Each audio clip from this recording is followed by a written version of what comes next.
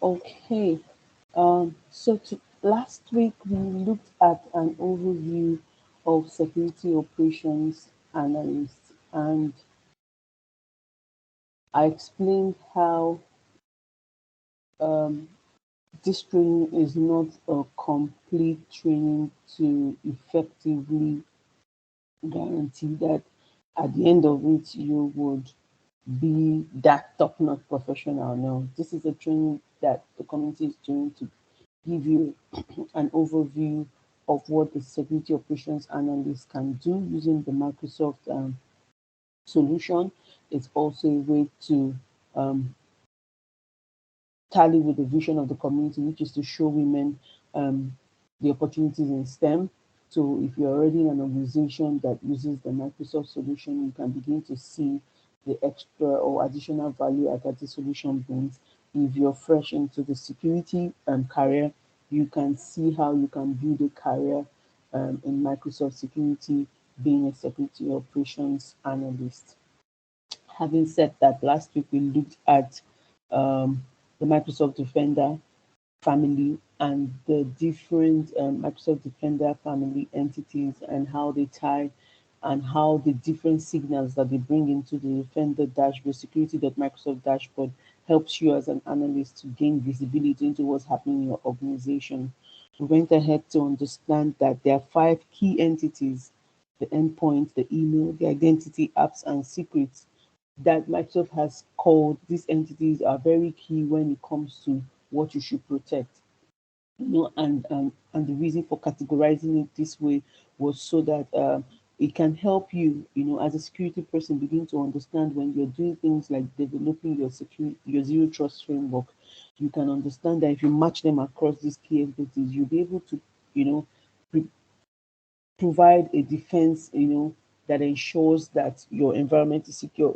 The pandemic made us to understand that our threats are no more necessarily um, outside the organization. But because we have lots of work from home, remote work activities happening, people are no more inside the organization from a physical perspective. People are now inside the organization from outside the organization, if you understand what I mean. So therefore, we must begin to understand how to protect an organization, not just using inside them security frameworks or inside security technology solutions that just block the defense from internal, but now begin to look at that our workforce are seen as external people because they are working outside the organization, but they are inside the organization from a cloud perspective. So the security operations analyst role will help you begin to see how to identify these threats or incidents and alerts and know how to how to explain them.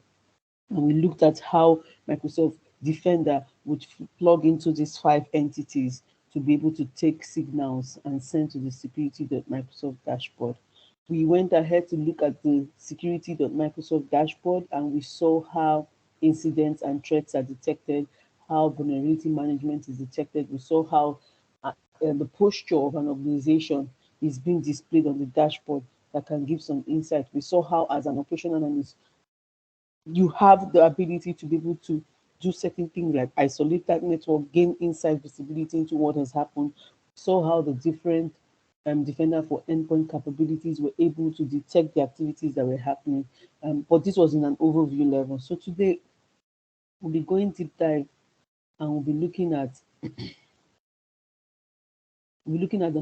how to mitigate threats using the Microsoft Defender for Endpoint. Now, the Microsoft Defender for Endpoint is one of the Defender family, and the Microsoft Defender for Endpoint focuses on the endpoint.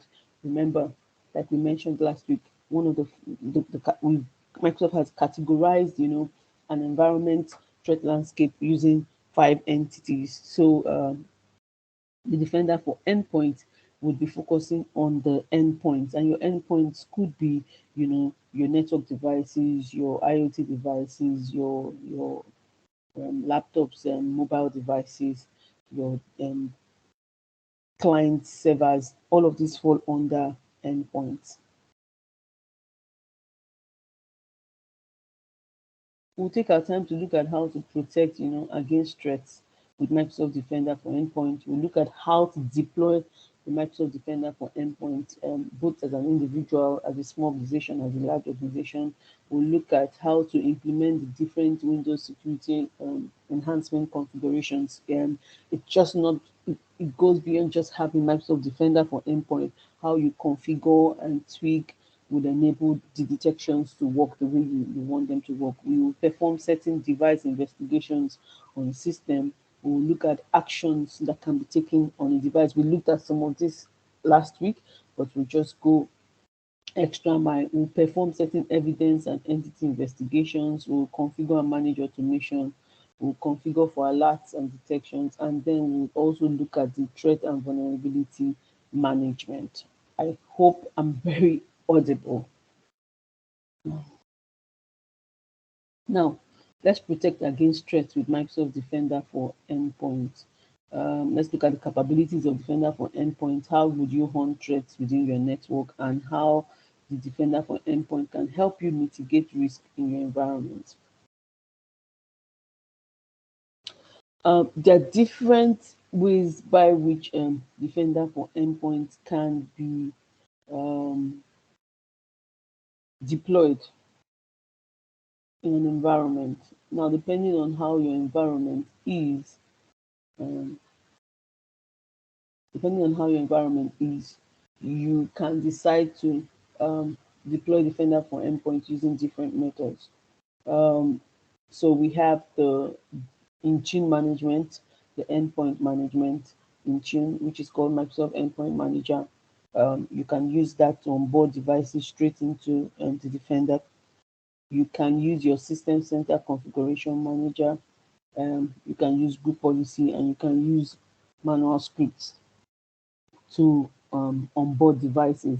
And irrespective of where these devices are, remember when I said that we're now in a world where people are working outside the organization buildings and structures. And so Microsoft has looked at this and created different avenues by which we can onboard these devices irrespective of where they are.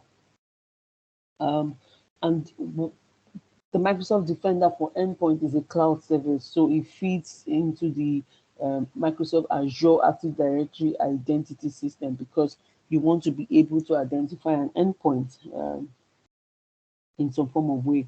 And so it feeds into the Azure Active Directory, and that's where you have account provisioning, you have the user, the enrollment of the device. And if your organization still has a hybrid identity infrastructure, hybrid in the sense that you have your on-premise Azure, Active Directory, and you're using the Azure AD Connect to synchronize these identities from your on-premise infrastructure to Azure. There are still ways by which the signals move from the onboarded device into the Active Directory and then back to Azure for validation before going into Defender. On a high level, this is the flow and architecture where you see the onboarding happening at one, and at this stage where it is onboarding, it can use any of the methods that we have listed, and then it can feed straight directly into the Microsoft Defender dashboard.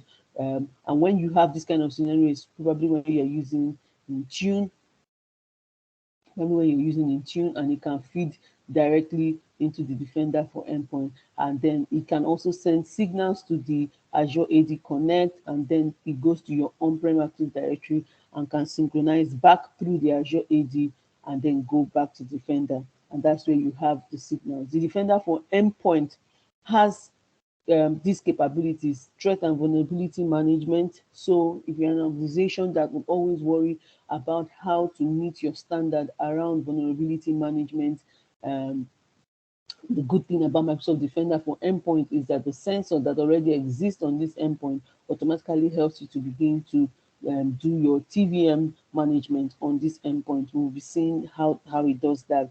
And you can also further improve by doing attack surface reduction. Attack surface reduction enables you to be able to say, what are the things that do not need to run on this system, the things that are not necessarily very important. So most times when there are certain attacks on endpoint, what it's doing is that it's using certain processes to trigger or to spread is to spread its fingerprints on those endpoints.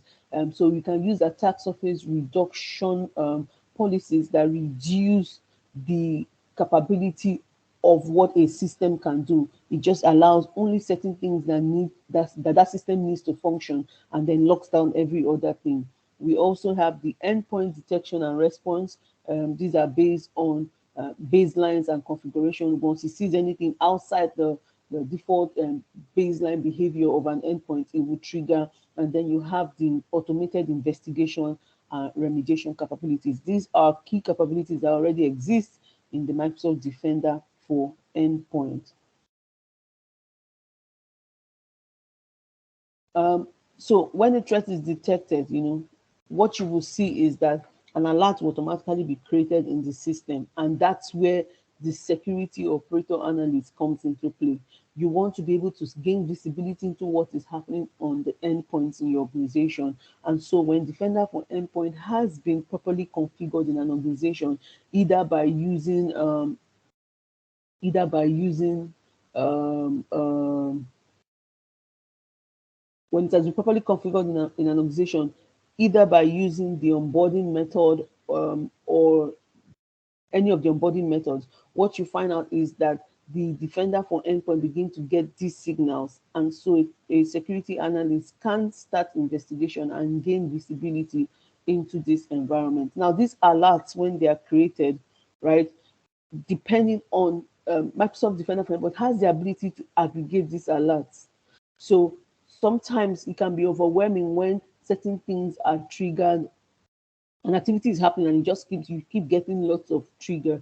As an analyst, you become confused. Microsoft Defender for Example has the ability to aggregate these alerts to say this alert that happened here and this one that happened here are due to the same action, and so it aggregates them to create an incident, right? So it will aggregate these alerts that will allow you, and then they become an incident that enable you to investigate, and then you can see when a notepad was opened, when the notepad was opened, a process called ABC ran that triggered this. And it is because of this notepad that was opened that this ABC process created another child process that probably is trying to do a bilateral communication across. But everything, originated because of this notepad that was opened, and probably this notepad got downloaded into the system, embedded in an application that the person did not know. So the Defender for Endpoint has the ability to aggregate all these alerts on the system and then create an incident that will enable the analyst to be able to understand how this happened or where this originated. Um, we all know the concept. One of the concepts of zero trust is to always assume that there's a breach, and it's because of this concept that you see the Defender for Endpoint create this ability. Once there's a trigger and he begins to see certain behavior, he assumes that there's already a breach on that environment and then collates all these. It's now when the operator analyst reviews that they can decide if those things are false positive or if those things have already been contained in an environment and are not spread across.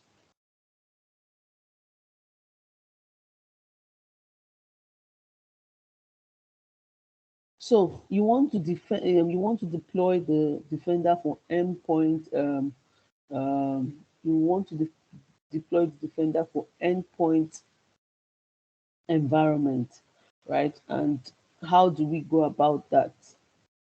Um, like I said, the Defender for Endpoint is a cloud service. It's a cloud service that exists. So Microsoft already has this, and it's unique to your environment. It's unique to your tenant. Another organization does not have access to another organization's tenant. Your devices that are onboarded are strictly sending their telemetries to your own tenant. The Defender for Endpoint is compatible with Windows, Mac OS, Linux, Android, iOS, and Defender for Endpoint, right? Three key configurations when you want to start the build of this environment is to identify where you want to store your data. This is where the privacy and governance team, one of the first responsibilities that they have during the deployment of Defender for Endpoint. There are three, when we go into the demo, I'll be showing there are three key locations that currently exist. And so based on your organization's data protection policies, you would have to select where you want your data to be stored. And Microsoft gives, I think, default 6 months in data retention. If you want it to be lesser, you can now configure it to be lesser. But for 6 months, your data will be retained, and then the purge will happen after every 6 months. The good thing is that Microsoft Defender allows you to do integration into your own organization SIM solution. So in the event when you want alerts that are being detected from Microsoft Defender, which will be sending it to the Defender dashboard, they can also feed into your own SIM environment. So there are API connections that Microsoft and connectors that Microsoft has that allows you to feed the data and telemetries gotten by the Defender for Endpoint sensors into your own SIM solution, and thereby you can also have additional repository for your data or additional places where you retention policies that you need if you feel that you need to extend the 6 months data retention. Also, there is a ability to enable preview features. So because these are cloud services, the good thing about it is that as Microsoft begins to release additional features or preview, and they go into preview mode, you have the ability to see these things and can begin to consume them in preview modes prior to when they become public views. That's the benefit of being on the cloud solution. Okay, now to onboard a device, right, you will need to go to the onboarding section of the endpoint. Let me take you.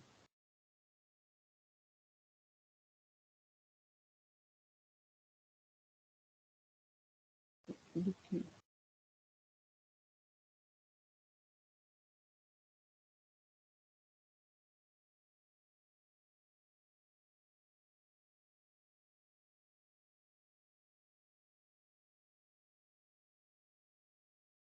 I'm trying to look for how to navigate. Okay. Yeah. Okay, so this is a tenant of the uh, Microsoft Defender for Endpoint. And when we talked about the first thing you need to do to create the environment is to come to settings. And when you go to Defender,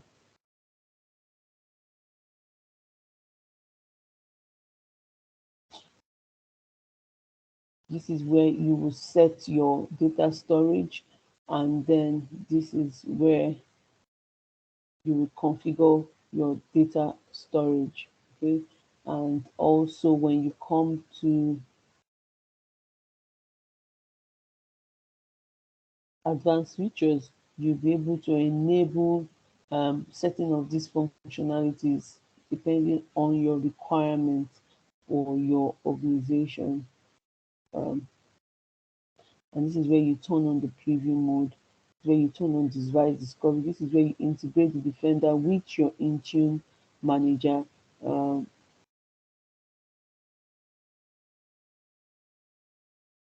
and this is where you turn on integration of Defender for cloud apps to send telemetries to the Defender console. The same thing where you turn on Defender for identity to send telemetries here, where you integrate Skype for business integration. And this is where you also enable your EDR in a block mode. Now, once you have done all this configuration, you have your um, Defender for Endpoint security management console ready to receive those telemetries from those devices. Now, don't forget that one of the key value add that Microsoft brought with this solution is that from Windows 10 upwards, there already exists a sensor on these devices. And so, therefore, you will not be dealing with agent push. There's no agent to be pushed, there's no agent to be deployed. By default, every Windows 10 and above, and Windows Server 2019 and above already have these sensors inbuilt in them.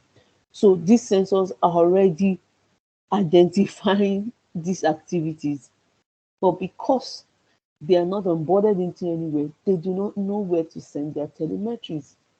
If you think about it, you will see the awesome value that Microsoft has already got. This sensor, by virtue of already existing at the operating system, already seeing behaviors, seeing this analysis, seeing these threats, seeing these triggers, but because they have not been pointed to a tenant that has the Defender security dashboard, they do not send these telemetries there. And so that's what the onboarding that you're going to do will do for you. It will tell this sensor where to point these telemetries to so that you can now see what is happening in your organization. And that's when we come here and we go to onboarding. Okay. And then depending on the operating system type that you select, there are different onboarding methods, right? And if for Windows 10 and 11, you can either download the local script that you install, like you can see, this is for small. If you're doing a small organization of 2, 3, 4, 5 systems, you might not necessarily want to worry about using a central deployment system. Or you can use group policy if your organization uses group policy. You can use the System Center Configuration Manager, which is now called Endpoint Configuration Manager, and you can use your Intune. And then for virtual desktop environments, there's a script for non-persistent virtual desktops, and you know that non-persistent virtual desktop are desktops that reboot and recycle over a period of time and then become brand new. However, when these desktops are up and running and being used, it means that they become touch points for threat vectors. Therefore, it's very important that we gain visibility into what is happening on those devices. And so there's a different onboarding script for those kind of scenarios, because remember, these devices, once they reboot based on their refresh time, they become brand new. And so they become like another device that needs to onboard. And there's a different mechanism by which Microsoft allows these devices to re-onboard without having to create duplicate entries um, into your dashboard and thereby confusing you as an analyst. So, irrespective of the method that you use, okay, or that you want to use, or irrespective of your structure of your organization, there are different available methods to onboard this device. And once you've onboarded device, what you will see is that the device will come under here and appear under device inventory. So in this tenant, what I have are two devices that have been onboarded. And as soon as those devices get onboarded, for first time onboarding, you might have a wait of about 15 minutes thereabout, because so many, like I said, the sensors already exist. And so it's already picking up these activities. So once you onboard it, it needs to begin to gather all these activities and push it through. So it normally will take about 15 to 30 minutes for you to begin to see every activity that is happening on that endpoint. So that you are not anxious after onboarding. There are several ways, if we begin to go real hands-on, by which you can do prior to onboarding for an organization. You can do certain checks to be sure that there are no roadblockers to how a device can communicate to the endpoint. So there's the network analyzer that we use during real life deployment to check an organization firewall configurations and all of that from a system point of view, to be sure that this system can communicate with the internet to speak to the Defender endpoint. But in the case where all of that has been done, you need to give it about 15-30 minutes wait time, and then it will start to feed these telemetries into the security.microsoft dashboard. And so in this case, you can see this device. You begin to see, just by being in the device inventory, you gain certain visibility into what this device. So as a security operations analyst, you can already see what the kind of information that is happening on your devices. You did not push any agent to those devices. All you did was send onboarding scripts that pointed those defender for endpoint to send these telemetries to your tenants. Now, because remember, you're logging into those devices using your domain credentials, right? So once you send those onboarding scripts be able to tell that sensor where to send these telemetries based on your logged on script. I'm sorry, your logon credentials that points to your dedicated tenant. let's not bore us with all of those deep dive um, technical jargons. But that's it. So as a security analyst, I can automatically see, oh, I have an inactive device. You know, I have an inactive device that's been inactive since the 5th of July. And you see, so probably the user has gone on leave, or the device is no more on the network.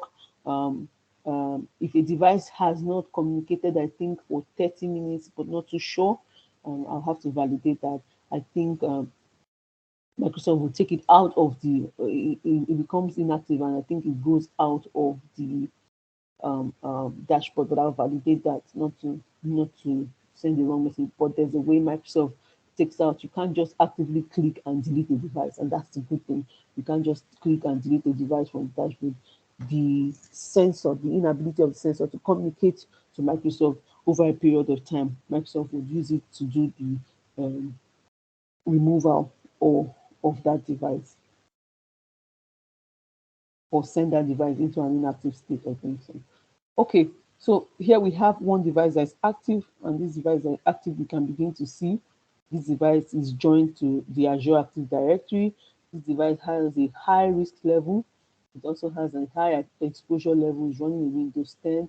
It's running a Windows 10 21H2 version. The sensor is active. It's been onboarded. The device was last seen by on the 30th of July by 9:45 a.m. And then this device is managed by the Microsoft Endpoint Manager. That's in tune.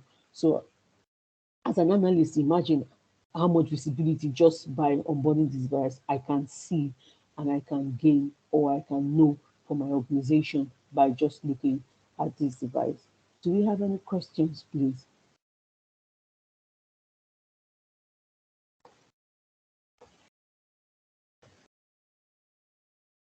Okay.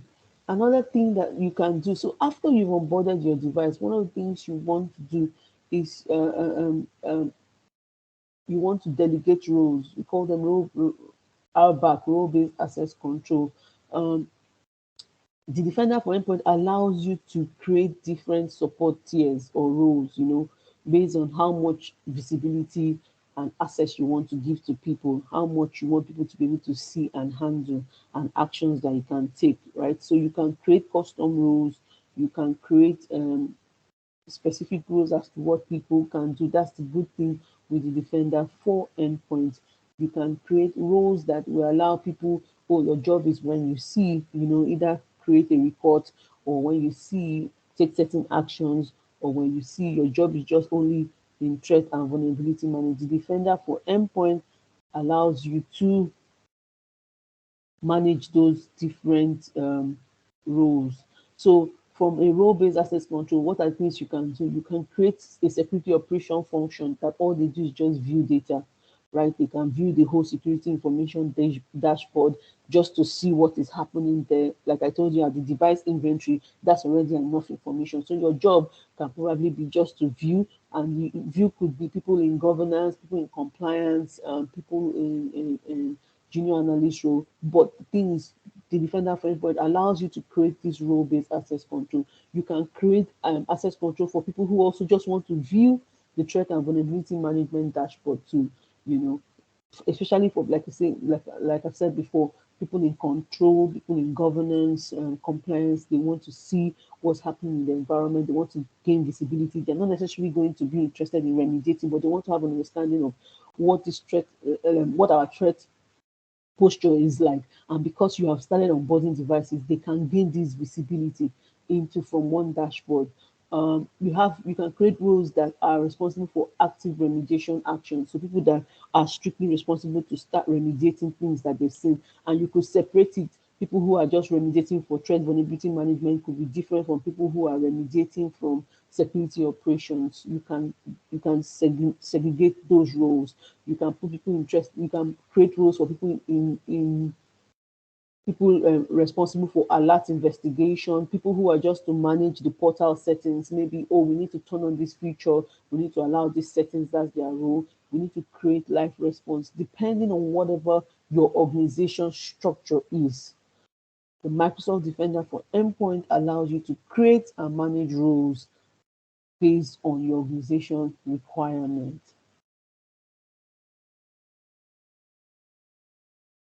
And these roles that we're creating, the good thing about it is you can also segregate this role-based management even into a device management capability.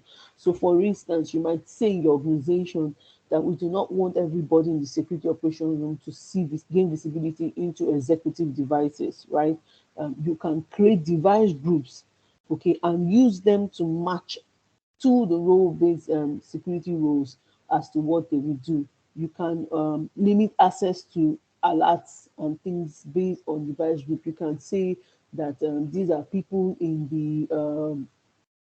the bank, so if it's a financial institution, so these are people in the trading and treasury services, and they are very high risk users. And you can say that even if there are threats there or certain things happening there, we do not want to expose it to everybody. We want certain people to be responsible to what's happening there. You can create device groups and then match those device groups, right, to to um to the role base. You can also say, okay, for this kind of devices, if we see XYZ kind of alert, we don't even want to spend time troubleshooting. We just want XYZ kind of alert seen here.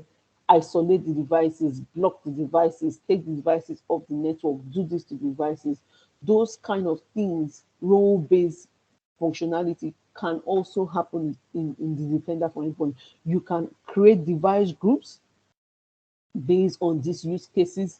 And then as a, remember, you're looking at your role as a security operations analyst and then begin to say that for this kind of devices, if we get a ransomware trigger, if we get a malicious IP configuration, if we get a XYZ kind of activity, we do not want to say until we see the alert. You know, I remember in the last week in one of the class, one had asked that what if, you know, your organization does not have a 24 by 7 SOC center. And so by close of work, everybody is going home. You want to be able to intelligently handle some things. Yes. So when you have, as a security analyst, when you have studied your environment, you can begin to say that this kind of alerts, if we see them, the trigger that we want is trigger this alert and block communication, or trigger this alert and do this. So those kind of devices, you can group them into a device group and then now create those role-based access controls to match it, right? This will also allow you to do things like automated remediation for those groups, okay? Match setting rules to those groups, match setting users to those groups. Say, okay, this kind of users are the users that are allowed to log into this group. So if we see any other type of users logging into these devices, it's a trigger. There's so many intelligence that we can do using the Microsoft Defender for Endpoint and some of its capabilities like device grouping.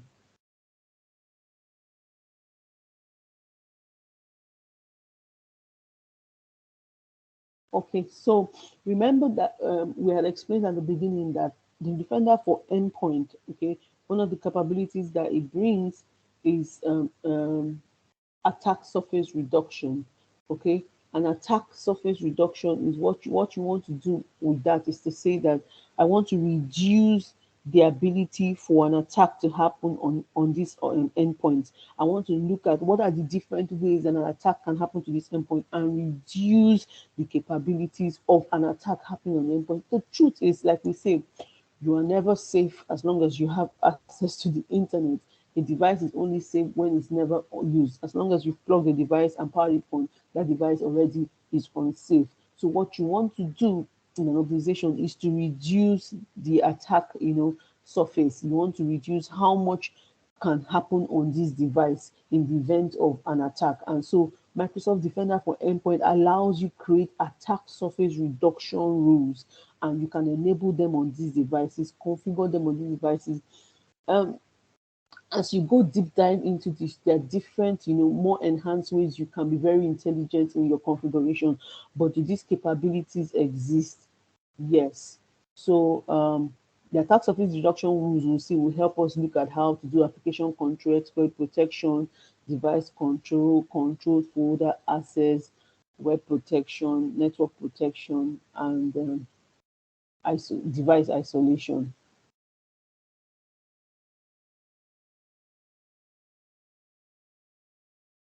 So some of the kind of rules that Microsoft Defender already has under the attack surface reduction are block executable content. from email clients and webmail. So if you look at how, if you take a typical threat invasion into an organization today, we all know that one of the high inflow of threats and organization is through phishing emails. And what they do in this instance is when they send emails that have attachments, okay, embedded in these attachments are executables or macros that will run, right? You as a user, you do not know. What you have seen is a nice in fact, the way that it's being done these days is probably you get a recruiter poach you on LinkedIn, give you an offer, you do an interview, give you an offer as enticing, and say, I'm going to be sending you, the offer. Just look at it and configure and confirm, and then they target, your personal devices, which you are going to open on your corporate laptop, right? And then you open that offer letter, in which you think is an offer letter, and then you get an executable on. So the attack surface reduction rule, we have a rule that says block executable contents from email clients and web mail. And you can create this rule to either be, you want to disable it, or you want to block, or you want to audit, or you want to warn. In a typical rollout, when we're rolling out attack surface reductions in for clients, the best practice is to place it in audit mode to study the behavior of the environment. Sometimes some organizations have no clue about what is happening in the environment. Some organizations will tell you that this kind of things don't even happen in their environment. When we enable the attack surface reduction by virtue of the Microsoft Defender that has onboarded those devices, we are able to gain visibility. So first of all, like I had mentioned to you, these sensors already exist on your endpoint.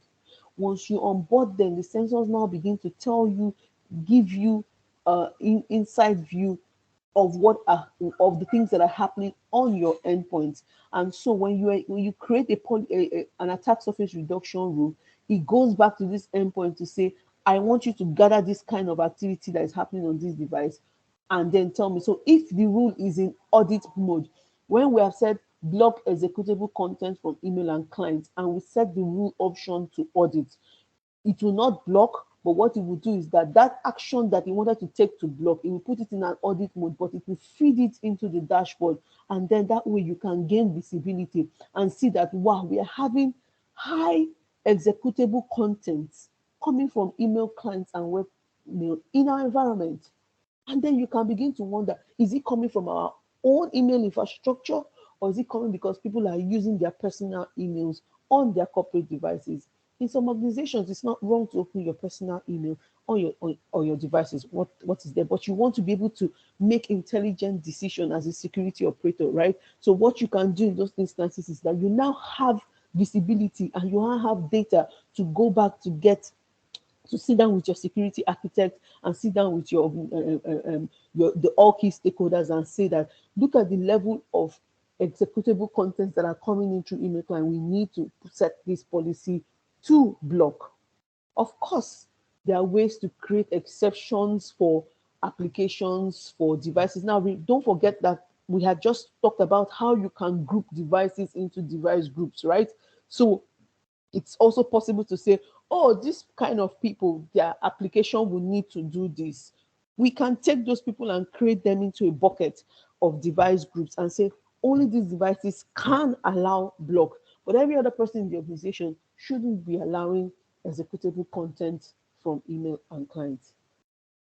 Does that make sense? Okay, now we can also block all Office applications from creating child processes. When you get Word documents, Excel, Word that come with macros, you do not know as a user. In fact, most people, when they get those documents, if the organization has already blocked, some organizations will already have macros. I think Microsoft has even made it that now macros by default is blocked, right? You would see tell you enable content. Then people manually go and click enable because they want to. Sometimes people just want to read a document, but when they see those blockers, they just go and say enable. They do not understand the disadvantage of clicking that enable when it's not needed. The moment you do that, what you have done is that those macros that have been embedded in those documents would now run. So when we use attack surface reduction, because Microsoft knows that there are certain of these behaviors that you can't rule out from users.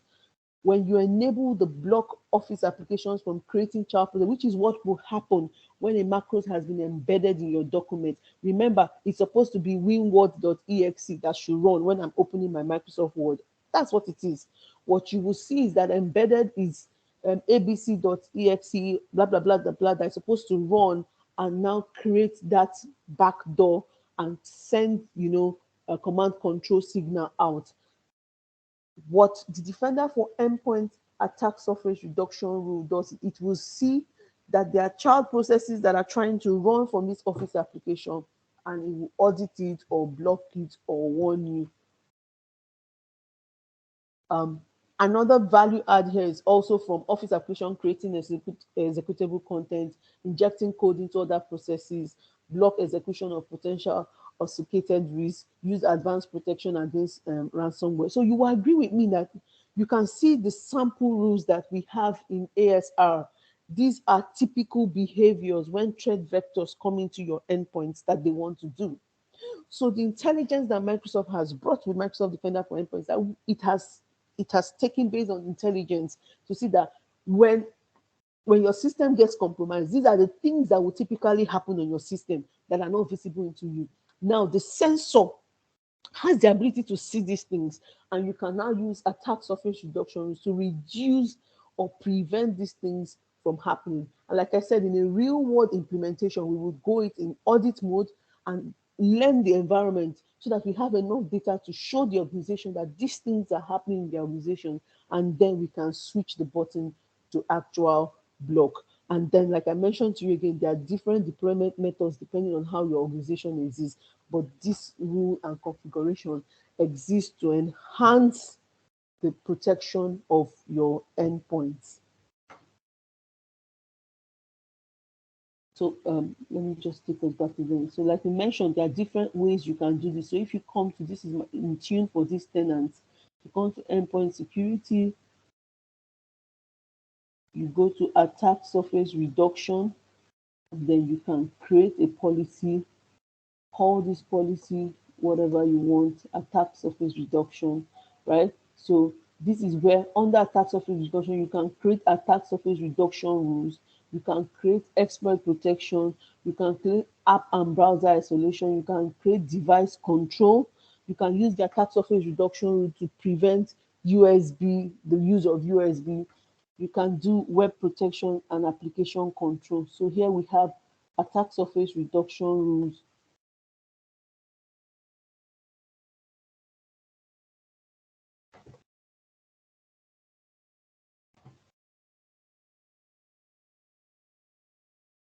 So these are the rules. You can block Adobe Reader from creating child processes. You can block execution of potentially obfuscated scripts. You can choose, you can block Win32 API calls from Office macros. You can block credential stealing from the Windows Local Security Authority subsystem. So you know that today when on your Windows devices, when you put your username and password, it is saved in the last subsystem, right? And so when attackers come and want to get your hash values or that's where they target. And so this attack surface reduction can prevent people, attackers from going there. And like we said, when you put this thing in audit mode, it helps you begin to see that these things are actually happening in your organization. Because most times an attacker is already in your organization, is already gathering data, but you don't have visibility. And so this would enable you see the visibility of what is happening in, or gain visibility rather, of what is happening into your environment. You can block executable files from running unless they meet the prevalence age or trusted list criterion. You can block JavaScript, VB script.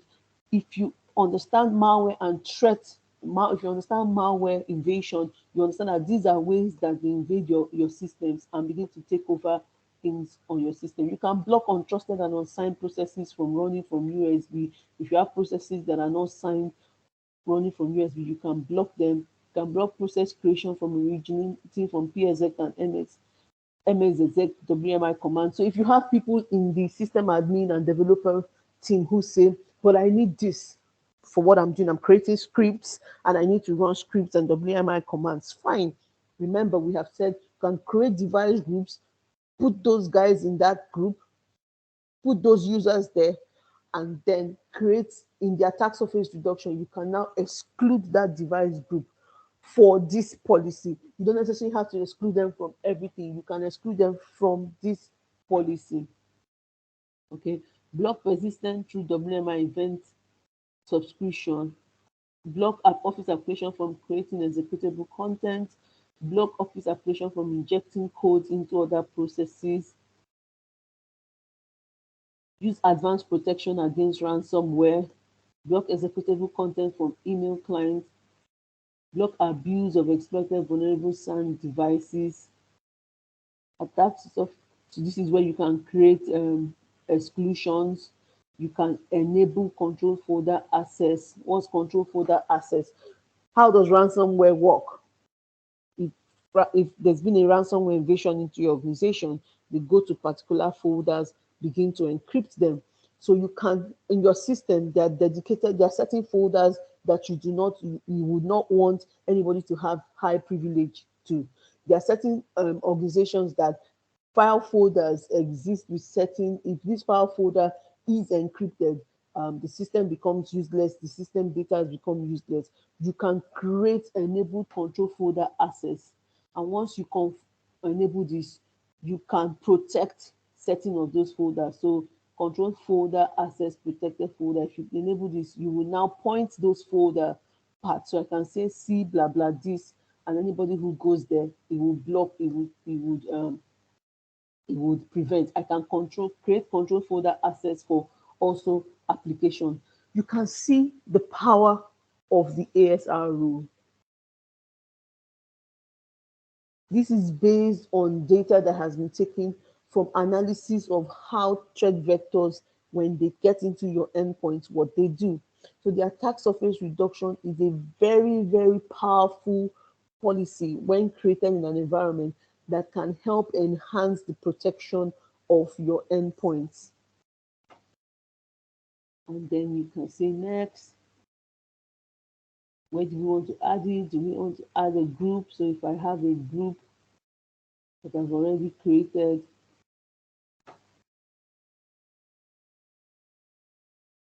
and if I have a group that I want to exclude, I can now come here and exclude.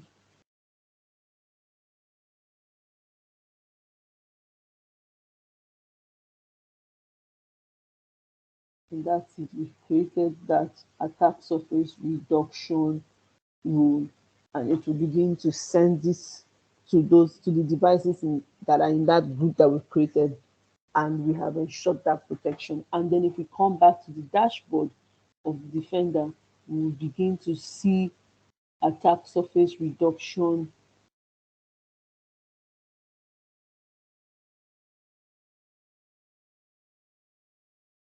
Like I said, it is going, so you can see here already top recommendations is already flagging that we need to create. You can see those attack surface reduction. Now that we have created it, we would come back here and you will see that these scores will begin to go down, because it will see that the systems are becoming compliant to the attack surface reduction rule that it has recommended, because you can see in your environment that you do not have this, and so they are automatically creating a security gap on your environment.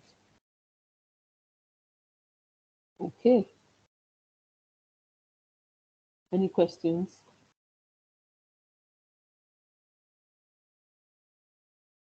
Okay. So performing device investigations.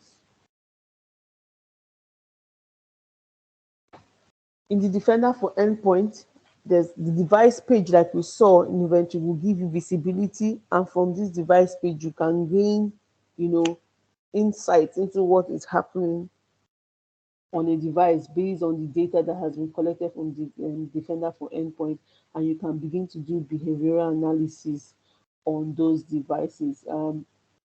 Device entry will show you in this instance the exposure level, the risk level, the type of OS, the health state, last seen. It would also help you to investigate these devices. You can see the device details, the response action. You will be able to see, if you click on the overview, alert timeline, recommendation, inventory, you'll be able to even see up to missing KBs that are on a device. And then you can now use behavioral blocking methods to check these devices and understand what is happening on this device and how to block them.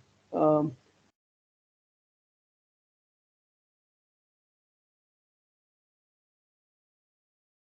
okay, so we go back here and then we look at, so when we come to devices here, like I said, looking at a glance, you already begin to have visibility into the device. So if we click on this device that we can see is active, right? From here, we can see there are 3 incidents that have been opened. There are 15 alerts that this device has triggered. The exposure level is high. The risk is high. This device is a Windows 10 running this version and this build. It belongs to this device group, is in an active state. This is the IP address. Can you see? It's onboarded. Um, this is the device ID. Its enrollment status, network activity. You can see that the first time it was enrolled in February, and it's been seen here. Another. Now, if we come under overview, okay, we see the exposure level. We have 67 active security recommendations, 51 vulnerabilities have been discovered, 15 active alerts in 3 incidents. So remember when we said it to aggregate the alerts and create. So based on all these 15 alerts, it has identified 3 incidents here. You can go under alerts to actually see what these alerts are. And you can see all the alerts that have happened on this device. Suspicious PowerShell command, suspicious process injection observed, unexpected behavior observed by a process with command line arguments, suspicious sequence. You can see all the things that have triggered on this device, right? That has led to the incidents, and you can see some of them have been remediated based on the automatic remediation. Some of them have not. Okay. You can see the user that was logged in during this, and then how it has categorized this. The severity level of these triggers is there. So for instance, if you click on this, you can now begin to gain visibility into what that alert was. So if you scroll down, you can see that at 9:55 a.m., this process was performed. Okay, and if we expand it, you will see that a PowerShell script was being run, and this PowerShell script, right, was using these techniques, and then it went all the way. This is the SHA value of the script I was trying to run. Um,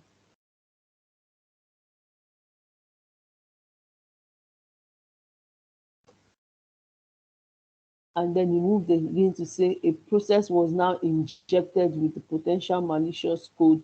Remember the PowerShell script. So if you remember where we talked about how you're doing one thing, but several things are happening. So a PowerShell script was run, but this is all the activities that were embedded in that script that started happening, right? And you can see here that the PowerShell script was also trying to use a notepad, okay? Target process, it targeted the notepad.exe, okay? Now, this is going into advanced stage of threat analytics, but as an operator, you're already seeing visibility into what is happening on this endpoint, right? And you can see how much of this information you got because of the defender for endpoint. You can go back here. That was alerts that gave us that view where we saw all different alerts. Can come here to see the device configuration. okay, the policies that are on this device. There is the antivirus rule, there is firewall rule, so it doesn't have the attack surface reduction and all, which we just said, which will synchronize very soon. But this tells you, okay, so you can come and say, ah, for some of these things that I'm seeing here, if this device, oh, we have an attack surface reduction policy. How come that policy did not work to prevent some of these things? Because some of these things, the attack, you can see from here that we don't have the attack surface reduction rule effected on this system as at that time, because that trigger was not today.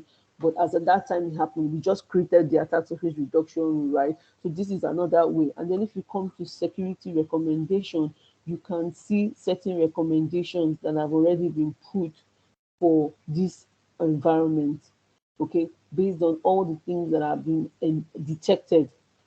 And then you can look at the software inventory. This is where the threat and vulnerability management section comes into, which we will look later. This shows you the software inventory. Many organizations today have no visibility on the type of applications that their users have on their devices. So because of work from home, remote work, certain elevations have been done for people and you don't gain visibility. And vulnerabilities happen through applications too. Certain applications become vulnerable. They expose that device. So that device can be updated. That device can have the latest patch, but that device has an application that has a vulnerability.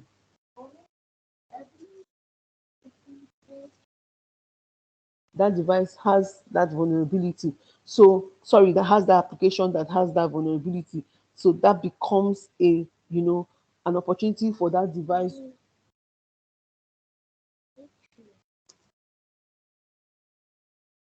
to be infected. And then there's still one more here. We have discovered vulnerabilities. Okay, this is a whole list of vulnerabilities that it can see on this device. So if you're in the TVM team, this is, a very good visibility into organization, and then it can be very specific to tell you if there are specific missing patches based on the operating system on this device.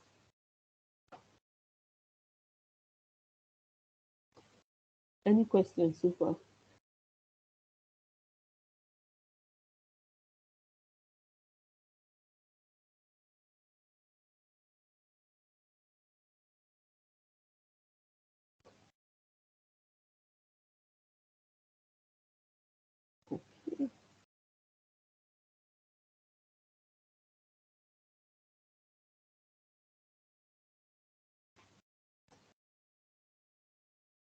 Okay, there are certain actions that can be performed on a device, right? When investigating a device, you can perform certain actions like collect data, or you can remotely access that machine. Okay, Defender for Endpoints gives you certain control over a device. For containment, which is, oh, this device, I'm seeing activities on this device and I need to contain it. I need to make sure that it can't talk to any other person, or I need to restrict what is happening, or I need to be able to quickly see what is happening to remediate. We call them containment actions. Defender for Endpoint allows you isolate a device, restrict an app execution, and then quickly run an antivirus scan. Also, from an investigation perspective, it can allow you to initiate an automatic investigation, collect investigation packages, and even initiate live response sessions into that device, in case you want to do further troubleshooting.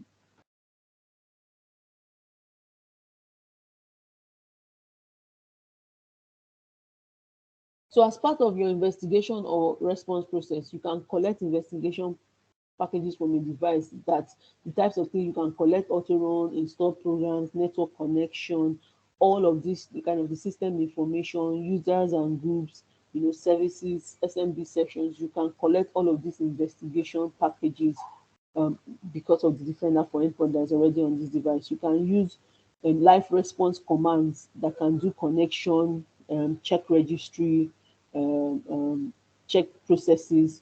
You can connect to a machine, using a remote shell connection. We do not recommend that the live response setting be enabled just in an environment. You only enable it in the event where you need to action this thing. So if you go, I'll show you in the settings, advanced settings, it's advised to turn it off and only enable the use of this, because once you have initiated it, it means that anybody can initiate a live response into that device. So if you come to settings, endpoint, advanced features, you would see the live response. Yeah, so it's turned on here because this is a demo place, but most times we advise you to turn it off and only use it. This one, especially for your servers. If you want to turn it on for system, but for your servers, do not just leave the live response turned on.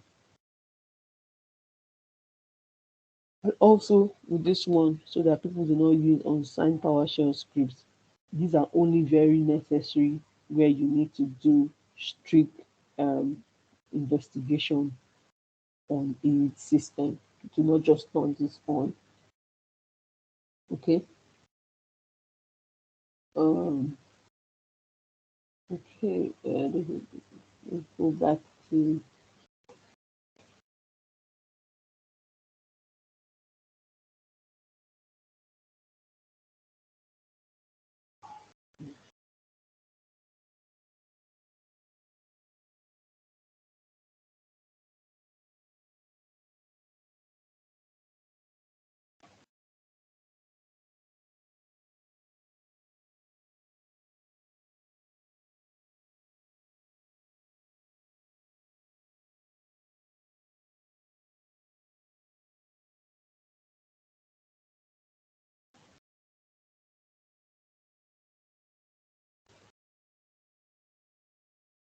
okay. So let me look for how we can do investigation on a device. Oh, yeah, that's it. So if you come up here, this is where you can isolate the device. Unfortunately, this device I'm using to do this session is the device that is being displayed here. So if I isolate it, I will not be able to connect anymore. Um, but this is where you can disconnect. And once you isolate it, isolating does not mean that isolating automatically prevents the device from communicating with any other device in that tenant. It will totally isolate it. You will not be able to have any communication with any other device in the organization. If you restrict app execution, nothing will be able to run that is not Microsoft based. So any other thing that is not Microsoft will be shut down, so that you can, you can begin to, you can prevent. So for instance, if when you are investigating the alerts, you saw that it was trying to talk to command and control centers, it was trying to send stuff, IP, certain applications, the processes you're trying to run. Once you restrict those app execution, none of those applications will run that are not Microsoft signed. You can collect investigation package, you can run antivirus scan. This is where you initiate the live response session, you initiate an automated investigation. Um, Device value, this is where you exclude device, you turn on troubleshooting mode, you revise device inaccuracy. These are all the activities you can do on a device just because you have Defender for Endpoints enabled.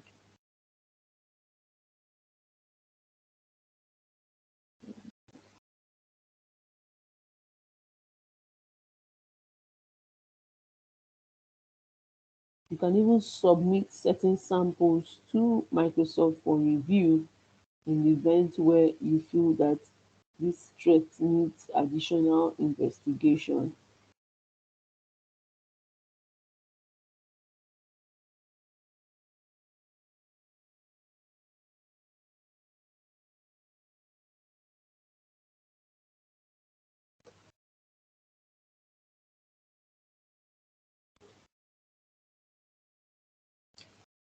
And using the graph mode, you can see this is the user that was connected. You can, if you click here, you see all the processes, the 8 processes. that were involved in this.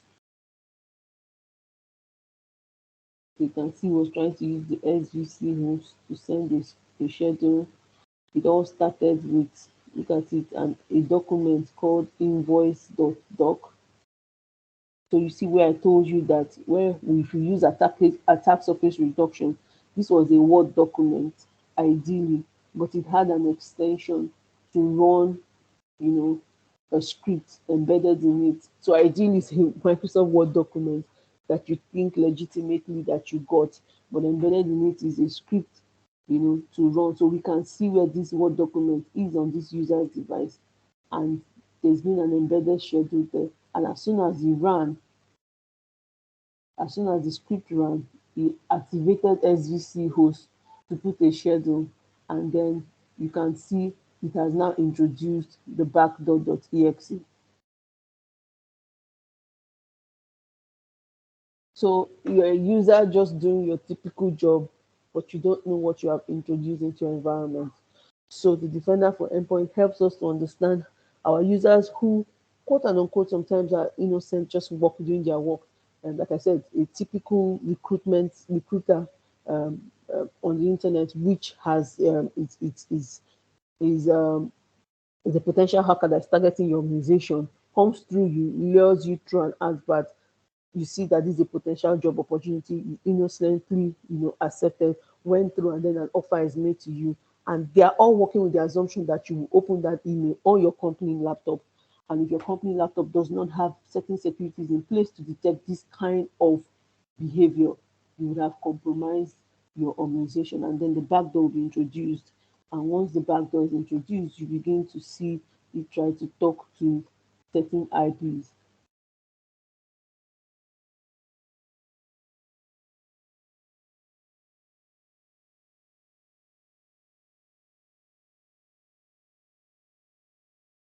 Okay, we would stop here for today, and next week we'll continue where we'll look at evidence and entities investigation. I don't know if there are any questions.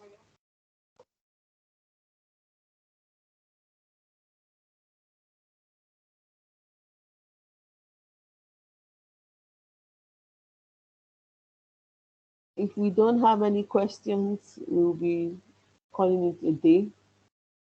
I will be stopping the recording now in the absence of any questions.